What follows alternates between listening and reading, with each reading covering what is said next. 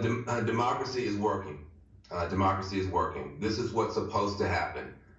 You had a government that had a failed response to a national catastrophe. That you have a president who has been trying to break every rule, every norm, and a bunch of laws, and the system is responding.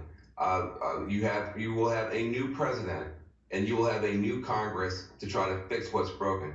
But for me, as a Southerner, I grew up in Tennessee, to see a Southern state send a young Jewish reporter and a black pastor to represent Georgia. You can't get away from the history of that. You can't get away from the meaning of that. You can't get away from the power of that as a statement that when people decide enough is enough, you don't have to have royalty. You know, often when you're trying to put people in office in Georgia, they went and got Jimmy Carter's grandson. They went and got Sam Nunn's daughter. They went to get the royalty of Georgia to try to win as Democrats. That never worked. They went and got regular people, authentic people who really believed. They built a real machine of ordinary people, and they won. If you are looking around the world right now, can democracy work? Can the people govern? Can the system self-correct? The answer this morning is absolutely yes. Let me just read you what the first words were from Jon Ossoff in that statement. He said, "It is with humility that I thank the people of Georgia for electing me to serve you in the United States Senate." Again, CNN has not called the race. There is reason to believe the remaining vote comes from Democratic strongholds. Things look good for Jon Ossoff this morning. Latasha, we heard from the Reverend Raphael Warnock, whom we have called the race for, who is senator-elect now from the state of Georgia. He referred to Jon Ossoff as Brother John, and that struck me as quite a moment to hear, the pastor of a black church refer to a 33-year-old Jewish man as Brother John. It's a lot of different things coming together all at one place. If you had to point to one single thing that let this historic moment happen or made it happen this morning, what would it be? Organizing. But I think more so than this being indicative of the strength of the system, I think this is about people organizing themselves in their power.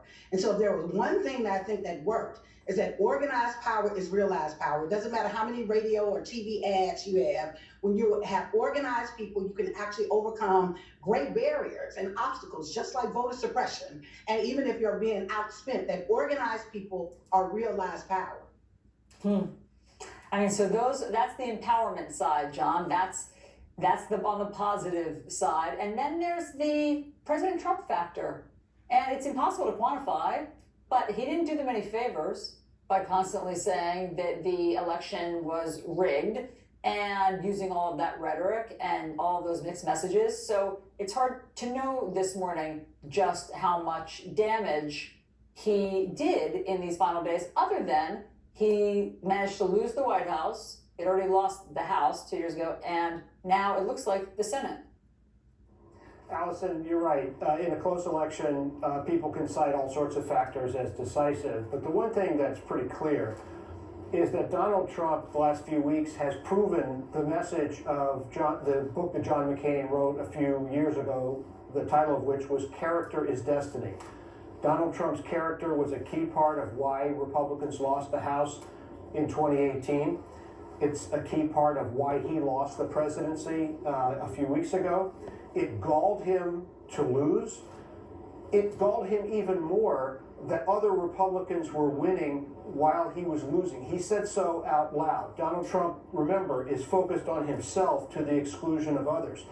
I was on television with John Berman 2 weeks ago when Donald Trump came out and attacked the COVID relief bill that Mitch McConnell had negotiated and passed with Nancy Pelosi in the House. He said it was a disgrace. He threw up a futile demand for $2,000 checks. And I said that night, it appeared that Donald Trump had decided to sort of burn everything down on the way out. He wanted to hurt Mitch McConnell, who a week earlier had recognized the reality of Joe Biden's victory. And so he's behaved destructively ever since, from that extortion phone call, the threatening phone call with Brad Raffensperger, attacking Governor Brian Kemp, attacking the Surrender Caucus within the Republican Party. And now he's set it up for the ultimate act of betrayal, and that is this. He tweeted last night that if Mike Pence the vice president comes through for us, we will win the presidency. That, of course, is false. Mike Pence has no power to make him president, but it is telling about Donald Trump that right to the very end, he is standing in the foxhole with the guy who has been closest to him for all 4 years, never wavered for a second in loyalty to Donald Trump. He's looking at his MAGA followers, he's pointing to Mike Pence and saying it's his fault. Natasha, how much easier did Donald Trump make your job organizing? You know, he actually, it's nothing like having a common enemy, you know, to rally people around. I think what he underestimated is he underestimated how, while he had his whistle blows around racism and he aligned himself with white nationalists, what he underestimated is how people would respond to that.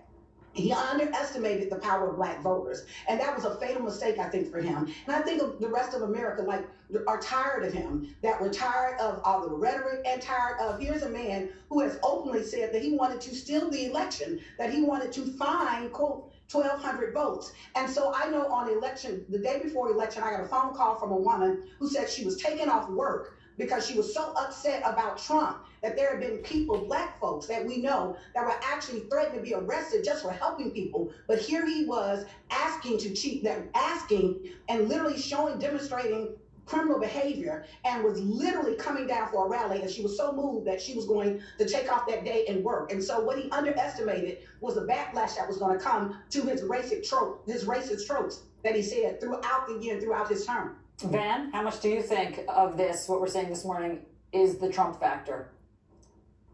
Well, look, the big factor is in Black Voters Matter. It's the New Georgia Project. It's all the folks. You have Black genius and grassroots genius on display, and Black joy. I mean, some of the tactics that were used on the ground to get people together, food, music, culture. This is Black joy versus a certain kind of white rage, and Black joy won. But you don't just have the genius of the Black grassroots and the brown grassroots and the progressive grassroots. You also just have a lack of smarts on the part of Republicans at every level. It was not smart for the candidates down there to make their whole campaign be demonizing a Black pastor rather than trying to inspire people. That didn't make any sense. It was not smart for McConnell to be Scrooge McDuck right before Christmas, holding back money from people who needed money and trying to give out pennies when people needed dollars and more. That was not smart. And it was certainly not smart for Donald Trump to conduct himself the way that he conducted himself and suppress his own vote by telling people when you vote, the vote is rigged, but go vote anyway. So when you have from McConnell to Trump to the candidates down there making those kind of mistakes, that's one aspect of it. But the key aspect, as the sister just said, the genius of the Black grassroots at every level, picking real people with real stories, coming forward with joy, with determination, with resilience. Stacey Abrams lost 2 years ago and made herself stronger. Donald Trump lost 2 months ago and made himself weaker. That is the story. And Stacey Abrams is not by herself, as you can see here this morning. You'll never be able to get the full roll call of the Black people, especially Black women, who brought this victory home months and months and months ago when nobody was watching George. If you look county by county, it's not just the metropolitan areas, it's the rural areas too. Even counties where the Democrats lost, they overperformed largely thanks to the African American vote. Van, Latasha, John, thank you all so much for being with us this morning. As we've been saying, Democrats on